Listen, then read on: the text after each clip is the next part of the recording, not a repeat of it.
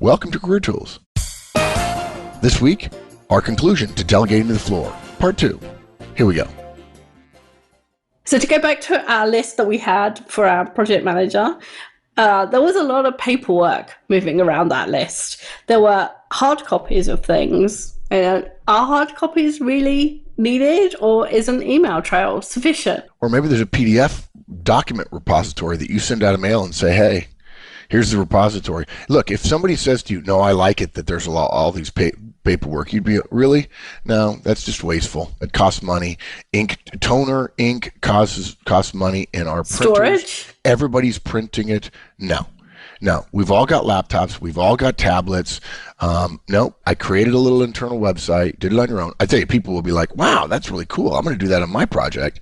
I created this internal website. You can go there before the meetings. You can log into it while you're in the meeting. You can look at the documents on your laptop because our company doesn't prohibit laptops during the meeting. Or we will link to it from the thing. You can go download any of the PDFs and put them into your projector, put them into your deck. And maybe somebody will still print them, but they'll have to go there and print them. And now you won't be printing them all and distributing them, and people then forgetting them, and then, well, I didn't get mine. Well, yeah, you did. I gave it to you. Mm-hmm. Yeah, good. Can you compile the project kickoff materials once and make a template for next time? That's something I've found myself doing thousands of times. Like 3 months in a row, I've compiled the same thing. I'm like, this is silly. Why don't I have a template? If you're in a PMO and you're going to have hundreds of projects starting, there should be a standard template. Yeah, it'll change 5% of the time. But I'll tell you, reinventing the wheel happens all the time. I was just talking to somebody. Who was I talking to? Oh, I was talking to an IBM consultant, an associate, a partner, about how even at IBM, and this is true at SAP and at Oracle and PeopleSoft and so many other places, when they interact with people, they interact with a client, they reinvent the wheel every time on every project about things like project kickoff meetings and logistics and everything else, rather than having a standard way to run a meeting and so on. So yeah, you do that and then you gain those efficiencies every single time, rather than, again, reinventing the wheel and running around in circles like, oh gosh, I've got to get ready. There's hours and hours and hours worth of work. No, you do this 10 times a year. It should be minutes worth of work, not hours. Yeah. And there's something about our brains that looks for differences. So if we see 5 things, then we see the one that's different. So every time we go to a project, we think, oh, it's different from all the others because of this, this, and this. But it's probably similar in in more ways than it's different. So we have to train ourselves to look for the similarities and the things that can be templated. So, what else? We talked about having in the list about having a library. Like, do you really need a room that's a library of all the past projects? Can you not do that electronically? Because again, you're wasting paper, you're wasting time, you're wasting space. Space is expensive. And you're wasting time looking for things when you could use search. Search doesn't work very well in a library because you have to use your finger. And then there were status reports. So do you have to do status reports for each project manager that you're working for? Or could you do one status report that everybody looks at? Can you make it electronic? Is anybody reading them? Is anybody using them? Are they useful? Does anybody notice, we've just said this, does anybody notice if you're late or you accidentally miss one? If nobody notices, delegate it. Okay. So then the next step, once you've got an idea of what you're doing and what's important, or and what can be delegated to the fore or done differently so that it takes a lot less time, you review your list with your boss. Now, you can just delegate stuff to the floor and see if anybody notices, but depending on your boss might read that as, I just decided not to do some of my job. So you need to have, as Mark said earlier, a trusting relationship. Mark trusts me to decide what to delegate to the floor. I trust that if he disagrees with me, he'll just tell me, I'll pick it up again, and there won't be any drama. But if you don't know your boss that well and you're worried that there will be drama, then you definitely want to go and have him look at the list or go over the list with him and feel like you've made the decision together. Yeah. Okay.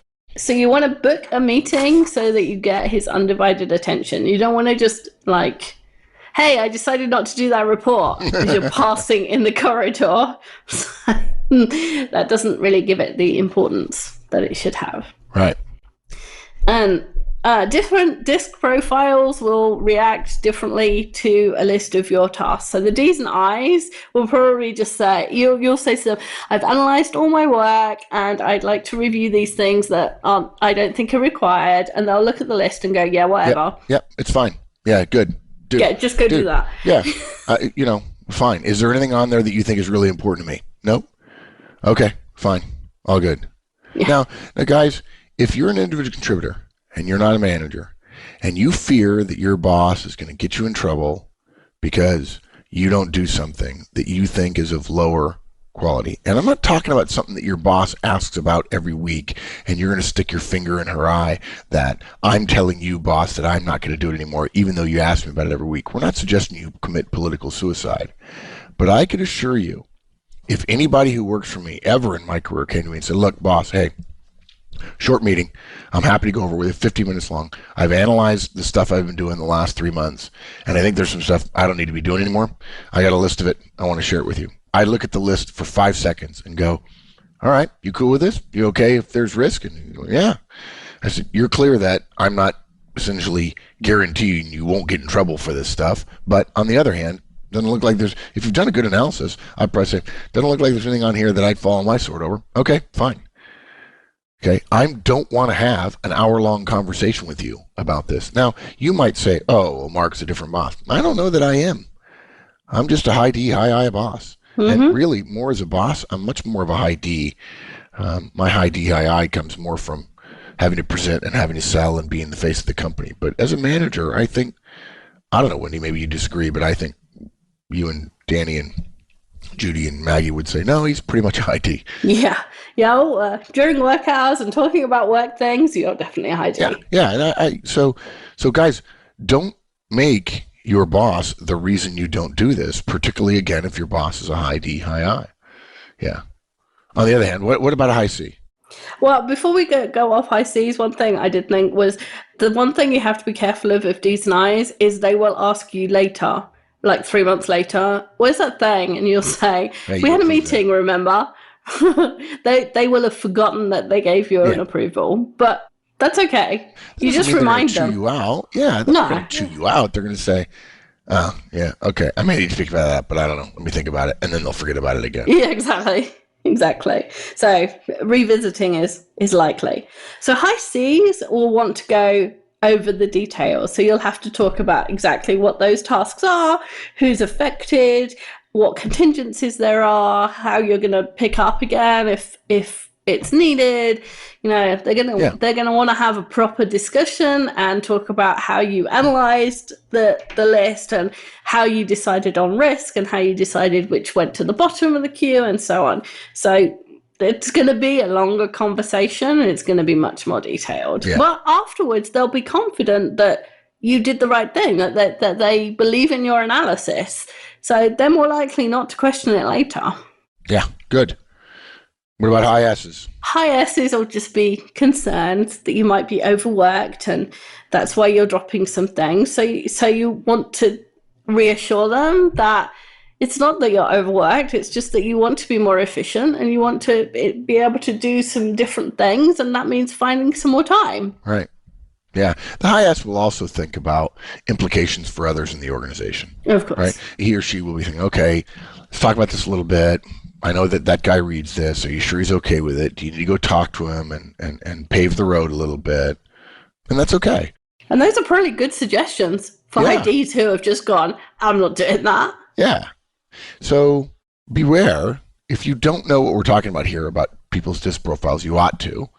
And we encourage you to go listen to those podcasts. And you can probably figure out your boss pretty straightforwardly if you listen to all of our casts on DISC. But you ought to know the tendencies of your boss, and you ought to prepare for what he or she might ask and have answers to that. If you're not ready for those and they ask a bunch of questions that you realize as they're asking them are completely reasonable and you're not prepared for them, then you've probably not done your homework on this. And if you say to yourself, oh, I don't have time to do the hour's worth of homework to get ready for that meeting, Really? You don't have time to spend an hour in order to gain 4 or 5 every day, or maybe 2 every day, or even 1 every day, which is 4 or 5 each week? I think you ought to. Yeah.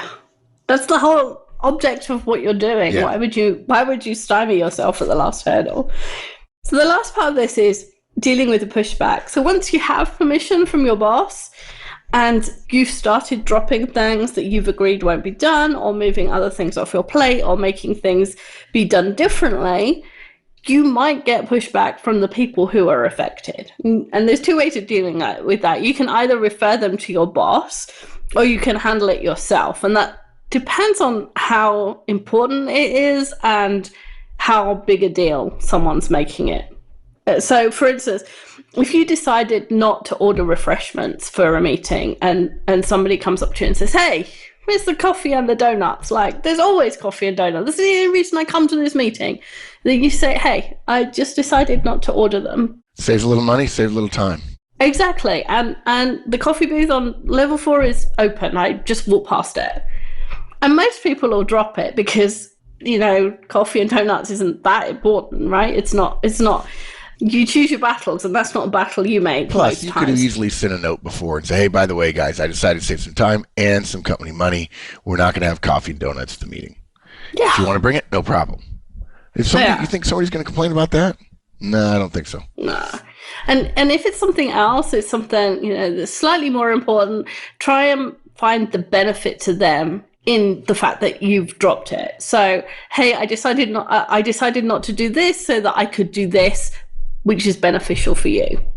Whether that's I decided not to print all the reports so that the status report could be more comprehensive, or something. If you make it the benefit for the other if you make some of it the benefit for the other person, it's amazing how much more amenable they are to the changes you've made. Right.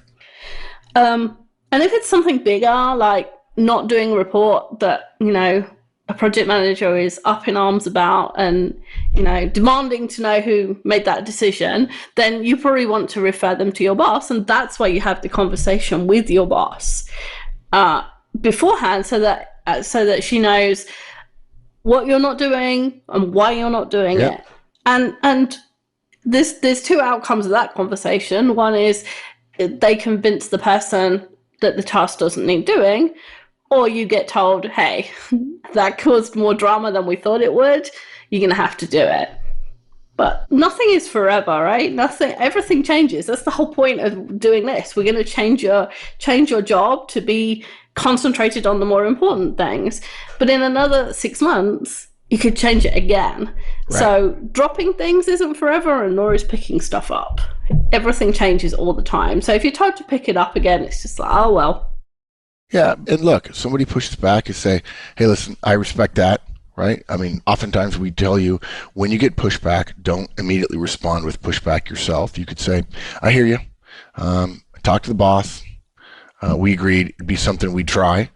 I appreciate the input. It's good to know. And I'll keep you posted on what the status is. Now, if 5 people push back, okay. Maybe go back to your boss and say, listen, everybody really wants those donuts. And the boss is like, no, I've thought about it some more. We're not doing them. Or you say, the boss says, okay, well, let's pick it back up. Okay. And maybe, I mean, we're not suggesting this is not fantasy career land. This is not fantasy career tools. So maybe you realize of the 7 things I dropped, I have to pick up 2. You still have dropped 5. And by the way, you're going to experience what I experienced when I got fired. Not that you're going to get fired, which is just like in the movie Raiders of the Lost Ark, where Indiana Jones is in the bar and the bad guy gets the drop on him. Indy doesn't have his gun. Indy realizes he's had. The gun goes off. Indy reaches down and pats his chest, boom, boom, like that, and goes, oh, I thought I'm dead for sure. And he looks up incredulously that he's not dead. And of course, his girlfriend, Karen Allen, has shot the bad guy in the back, and the bad guy's dead. And that's what it feels like. You realize I had all of this angst about getting rid of this stuff, and I was afraid I was going to get in trouble, but I did it because I thought it was the right thing to do. And it turned out to not be that big a deal, thus false expectations appearing real. If getting fired is like that, than dropping some balls that you were worried would get you in a lot of trouble, and all the angst you'd feared about missing that deadline in the past was all for naught. You're going to go, ugh, what else do I fear around here that is false? What else am I vibrating about that I ought not to vibrate about? And I got to tell you, it's been my experience that of the great majority of stuff that I've vibrated about turns out not to be a problem, other than showing up on time for airplanes, and doing your best on the 2 or 3 key things in your job.